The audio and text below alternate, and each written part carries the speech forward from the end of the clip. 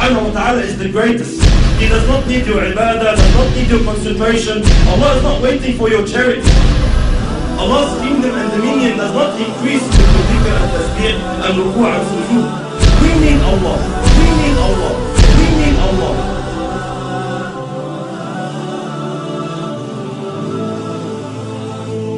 The issue of salat, the problem that we are facing with salat is that salat has to do with spirituality. It has to do with feelings that come through your heart and thoughts that come through your mind. A successful Muslim, like Allah subhanahu wa ta'ala says, قَدْ أَفْلَحَ الْمُؤْمِنُونَ الَّذِينَ هُمْ فِي صَلَاتِهِمْ خَاشِعُونَ. Verily the believers are successful, they are the ones who have khushu' in the salat. They pray properly, they stand before Allah subhanahu wa ta'ala properly. A crucial step, a crucial cornerstone in achieving this target is to know who you're standing in front of. Who are you speaking to? Which words are you reading? These feelings, this set of feelings, they have to come through your heart, and the more they take you on, the more they are in your heart, the better your salat is. And the weaker these thoughts and feelings come to your heart, the weaker your prayer is. Most of us, my brothers and sisters, when we stand in our salat, we are daydreaming. That's the honest truth. 90% of us, we're daydreaming in our salat. We're not even thinking of what we are supposed to think about. The thought of thinking of something doesn't exist. Why? Because the intention is not there, the strength is not there, the understanding is not there. This is why briefly, inshallah, what feelings, what emotions must come through our hearts standing before Allah subhanahu wa ta'ala? How can we assist? How can we basically amplify these feelings?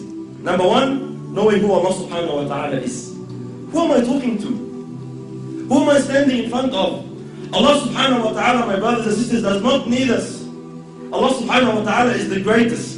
He does not need your ibadah, does not need your concentration. Allah is not waiting for your charity. Allah's kingdom and dominion does not increase with your dhikr and tasbih and ruku' and sujood. We need Allah. We should be honored.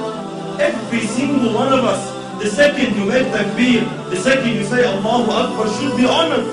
That Allah subhanahu wa ta'ala has allowed you a window of opportunity to speak to Him, to stand before Him.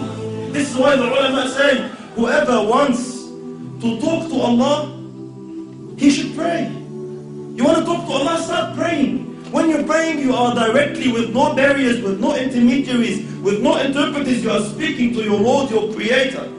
This is why very, very important that we realize who we're talking to, my brothers. It's a small brief hadith. You know, Allahu Akbar, the understanding we should have who Allah subhanahu wa ta'ala is. Muhammad sallallahu alayhi wa sallam says in the authentic hadith, أَطَّتِ السَّمَاء وَحُقَّ لَهَا أَنْ طَئِتْ. The heavens have squeaked. You know, when you jump on a horse or a camel, the saddle makes a squeaky noise from the weight. أَطَّتِ السَّمَاء وَحُقَّ لَهَا أَنْ طَئِتْ. The heavens have squeaked, and they have a right to squeak. ما فيها موضع أربع أصابع. Our Prophet is saying, our teacher is saying, sallallahu alayhi wa sallam, there's no space of 4 fingers in all this universe. إِلَّا وَمَلَكٌ سَاجِدٌ لِلَّهِ تَعَالَى. Except that there is an angel who has prostrated his head before Allah subhanahu wa ta'ala. Every 4 fingers, billions and billions of angels, billions and billions of creations of Allah are continuously praising Allah subhanahu wa ta'ala. Allah subhanahu wa ta'ala says, تُسَبِّحُ لَهُ السَّمَوَاتُ السَّبْعُ. The 7 heavens and what it contains and what is in there. تُسَبِّحُ لَهُ السَّمَوَاتُ السَّبْعُ وَالْأَرْضُ, and the land, وَمَنْ فِيهِنْ, and everyone inside them, and everyone within their boundaries. تُسَبِّحُ لَهُ السَّمَوَاتُ السَّبْعُ وَالْأَرْضُ وَمَنْ فِيهِنْ وَإِن مِّن شَيْءٍ إِلَّا يُسَبِّحُ بِحَمْدِهِ وَلَكِنْ لَا تَفْقَهُونَ تَسْبِيحَهُ. Everything is praising Allah. Rock, land, tree, whatever it is praising Allah, glorifying Allah. وَلَكِنْ لَا تَفْقَهُونَ تَسْبِيحَهُ إِنَّهُ كَانَ حَلِيمًا غَفُورًا. But you don't understand, you don't comprehend the praise, you can't hear the praise. But everything is praising Allah. Allah is not in need of you. Allah is not in need of you standing, feeling obliged like most of us. Why do we pray? Majority of us, my brothers, we pray to offload the obligation. Alhamdulillah, I finished my salat. If you come and stand before Allah with this intention, are you unaware that Allah subhanahu wa ta'ala knows exactly what is going through your heart at that stage? When you come and say, I just want to get over and done with. These feelings that come to us, we don't say them in public. No one comes and says, Allah, خلصنا بقى, let's pray. No one says that. No one says to his man, Yalla, get over and done with, خلص الدنيا. We say, let's go pray over in my heart. Yalla, please, let's go over and done with. This feeling that I'm praying just to offload the burden of salat is not the right feeling you should have. You should be honored, my brothers and sisters, wallahi, in issues of dunya.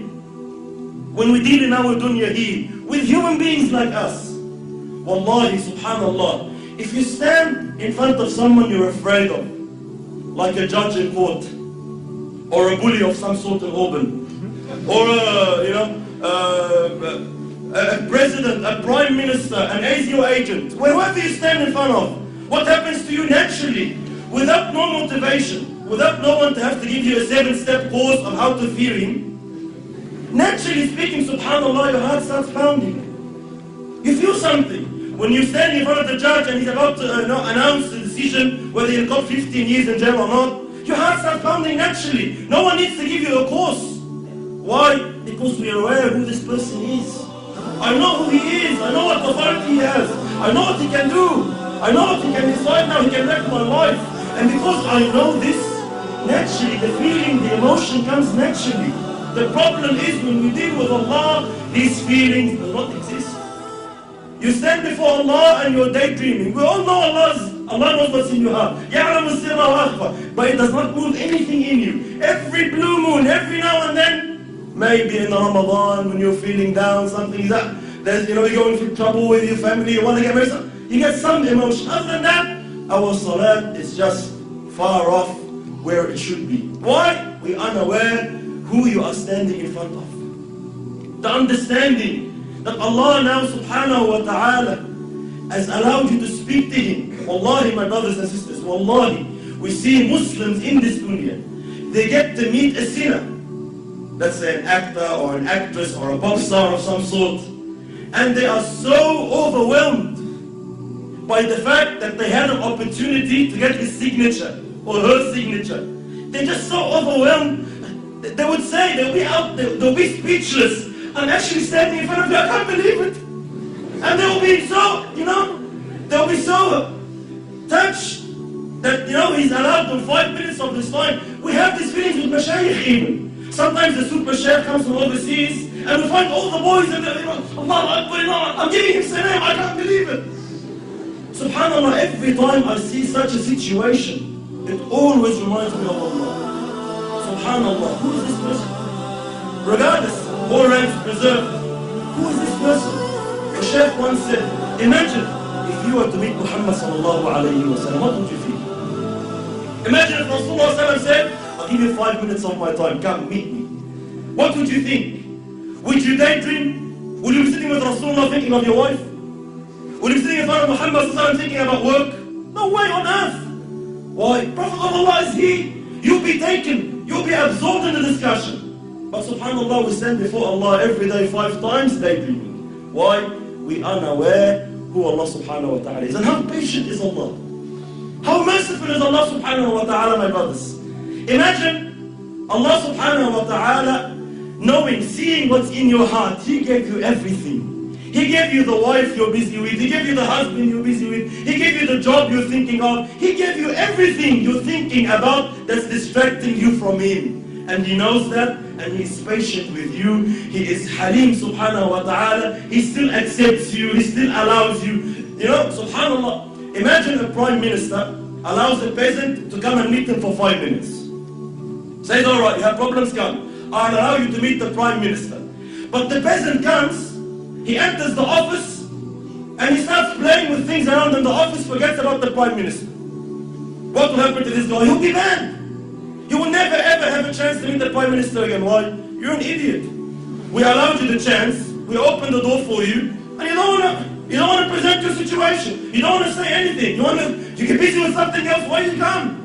Likewise, imagine Allah subhanahu wa ta'ala, the King of Kings, 5 times a day allows you an opportunity to speak to Him, to complain to Him, to beg of Him, to ask of Him, and you are daydreaming.